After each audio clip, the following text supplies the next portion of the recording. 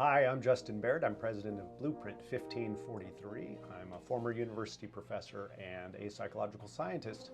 In this episode, I'd like to offer a few suggestions for how you might maximize the likelihood of success in your New Year's resolutions. According to Forbes Health, roughly 40% of Americans adopt some kind of New Year's resolution, something they're going to change about their lives, about themselves, and they're going to stick to it for the upcoming year. About 80% are very confident they're going to be successful, but less than 50% actually are successful at making it through the entire year. Often we hope to improve our mental or physical health, want to improve our diets, want to lose a few pounds, maybe we picked up during all of the celebrating over Christmas and New Year's, or maybe we want to exercise more, maybe we want to improve our social lives, maybe we want to ditch a bad habit. There are lots of possibilities out there, but unfortunately most people don't make it to the finish line. So I want to offer a few suggestions that I think are science informed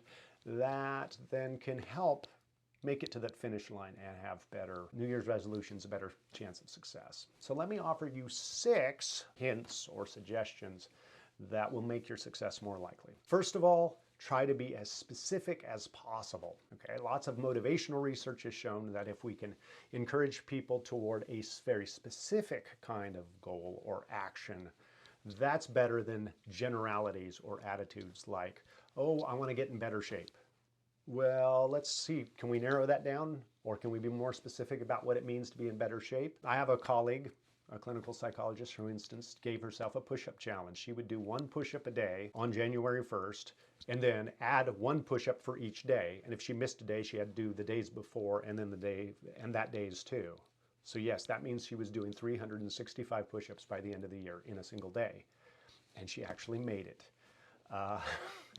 But she was very specific. She didn't just say, hey, I want to get in good shape. She gave herself 1 exercise that she was going to follow through on. I'm not necessarily suggesting that one. That sounds brutal to me, but there you go. Being very specific. Be specific about what it is you're doing, why you want to do this, how you're going to do it. Make it as simple to succeed as possible. So be very specific. That's tip number 1. Tip number 2, as Cesar Millan, the dog whisperer, might have said, use the power of the pack. That is, try to do it with somebody else. Don't just say, hey, I want to improve my cardio health. Say, I want to do at least 90 minutes of cardio each week. Oh wait, no, I'm gonna be even more specific, 3 times a week, and I'm gonna do it as part of this running club, or I'm going to do it as part of a friend group, or whatever it is. Find other people that you can engage in a resolution with so that they can do it alongside of you. Even if their goals might be a little bit different than yours, having that kind of support and feeling like you're a team in this can make all of the difference. And again, research seems to suggest this is definitely the case. We are more likely to follow through if we are doing things together and we have that support. We don't want to let other people down. It's not just embarrassment, but we don't want to let them down too, and we want to support and encourage other people. It gives us an extra motivation for keeping going. So number 1, be specific. Number 2, use the power of the pack. Do it with somebody else. Third suggestion is try to create nudges, what are called nudges in your environment. Another way to put that is to rearrange your physical environment to encourage the goals you want. If you're trying to lose a few pounds, don't keep lots of junk food or ice cream stocked in your house. That's one of those easy ones. But more positively, suppose you do say, hey, I want to do yoga once a week, or I want to practice playing guitar more frequently. Well, again, try to get that more specific. How many times a week are you going to do it? Yoga once a week? Okay, when are you going to do it? What time of day? Now, get your yoga mat out and put it in that place so it is there and ready. Because otherwise what you've committed to is not just doing yoga once a week, it's also hauling out your yoga mat and other equipment you might need, doing the yoga and putting it back. So you've actually given yourself more commitments. And you don't have that physical reminder there in that space saying, hey, look at me, I'm the yoga mat. It's easy to do other stuff. For instance, watching television, usually in American homes, the TV is in a prominent location with a remote control right there in front. Well, that physical presence is nudging you to watch TV. It's making it very easy to do that.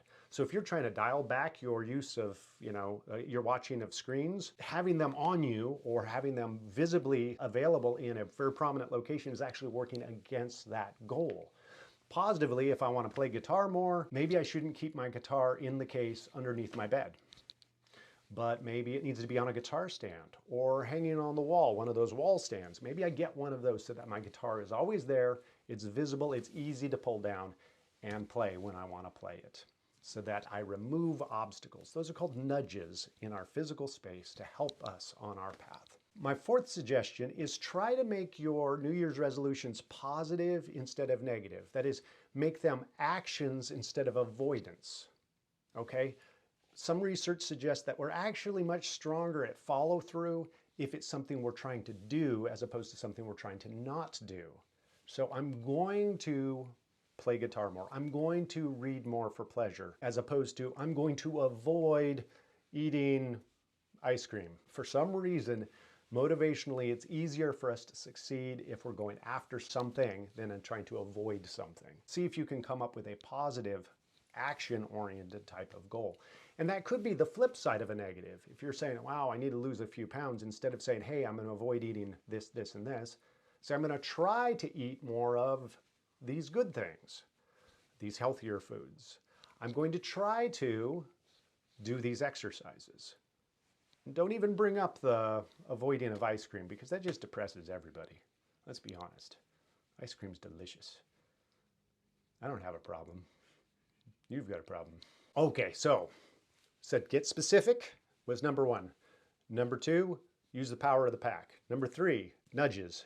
Build nudges into your environment. Number four, try to make it positive or an action as opposed to avoidance. Number five, give yourself an out to not be perfect. Okay, don't make your New Year's resolution an all or nothing. Every day I'm going to do this. And then when you fail on January 16th or 17th, which is when New Year's resolutions are starting to crash and burn, yes, that early, you fail once and then you give up. That's why I personally, I don't go for, oh, I'm going to do this every single day. Because some days it doesn't happen.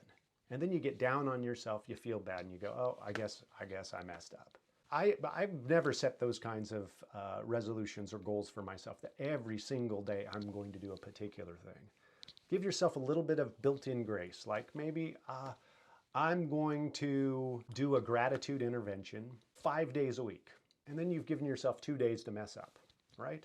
Or even if you do mess up, get back on track. Don't beat yourself up over it. Get back in there, because remember the why. If, for instance, you're trying to do a gratitude intervention, which we talked about in a previous episode, you're doing that to improve your overall attitude as well as your outlook on life and your relationships with other people. Well, giving up on it doesn't do that. It's not about perfection.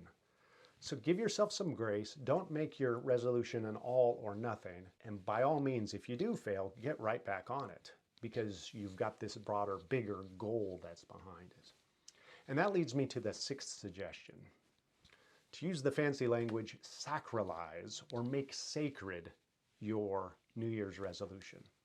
In my house, a house that my wife and I established with our kids, we didn't actually get into the New Year's resolutions per se. Instead, we made our things that looked like resolutions gifts to Jesus that then we would declare to each other on Christmas Day, when we're celebrating Jesus' birthday. And so they become a present to him. Not only do we think that honors Christmas in the right kind of way, but what it does is make it more likely that we're going to follow through, because we're not just doing it as self-improvement, who the only person we can let down is us, but we're actually bringing divinity into this. We're bringing something broader that we value, and that is doing something not out of trying to earn Jesus's favor or something like that, but out of gratitude and out of love for him, that we're going to do something in our lives that we think he would be pleased with us doing that, like maybe doing a gratitude intervention or taking time to write,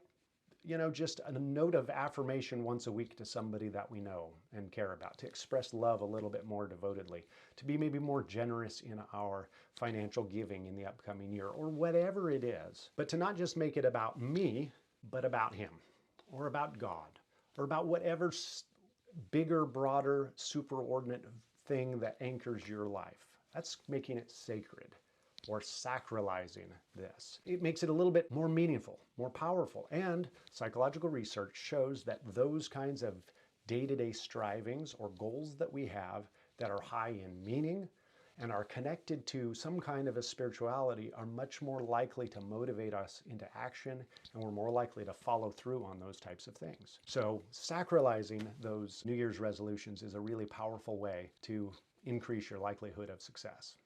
So I hope these 6 tips are helpful for you. To recap real fast, number 1 was get specific. 2, try to do it with other people. Use the power of the pack.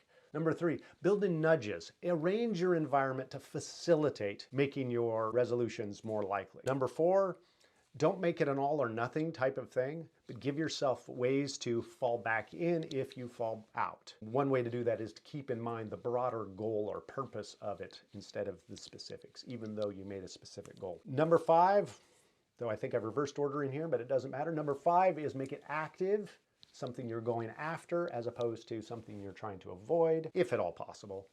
Not strictly speaking necessary. And number 6, sacralize it. Make it sacred. Make it something bigger, broader, and more powerful and important than just you. Those are my 6 suggestions for having success with your New Year's resolutions. Good luck with those. Let me know how it goes. And also let me know if there are other types of topics you'd like to hear me talk about. I'm Justin Barrett. Thanks for joining me here. Oh yeah, and Happy New Year.